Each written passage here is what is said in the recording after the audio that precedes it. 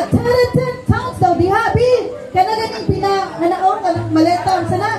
O, taratat, di kita mo storya pag walay background music. Kalihog na po din, Bin. Okay. Sige na lang. May kami sa tanan kay Kyra. Wala pa may itong, ay di pa may amigo ni Johnny itong pagbuhat kay Kyra. Walang akong naninungan si amigo na rin tato. LDR pa tato. Okay. Kani kay among regalo kay from DR Asel. Okay. In times of loneliness, na kay mahagha gamay. Happy birthday kay.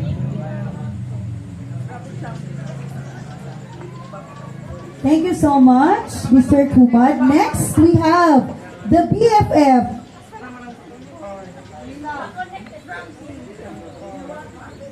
We have Miss Frankie Nicole Habonillo.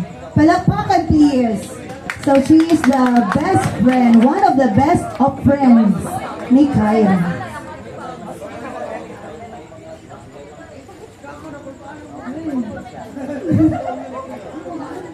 Happy birthday, Kai. So, akong gift is kanang pag-uwi siya sa imo.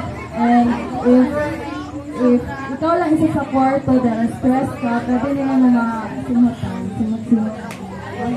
Kandad-kandad. Thank you, Miss Habonillo. Next, we have Miss Cassandra Manligas. Oh, tama! Kagawad! Palakpakan ang ating SK Kagawad! Thank you so much for reminding us.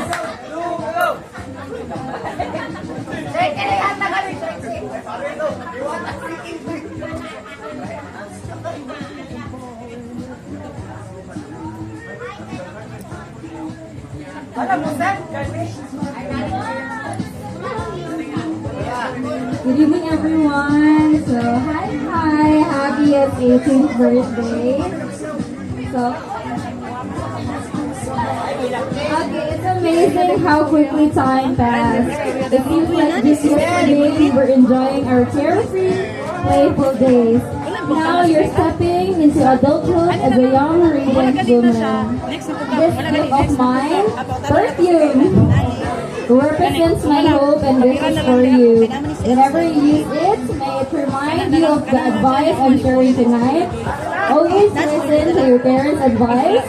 Strive for excellence in everything you do, and don't be afraid to step out of your comfort zone.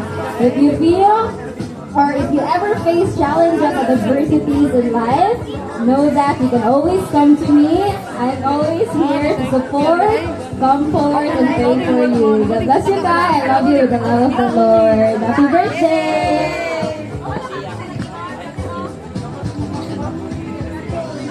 Nasungko ko kadali ato ate. Okay, next.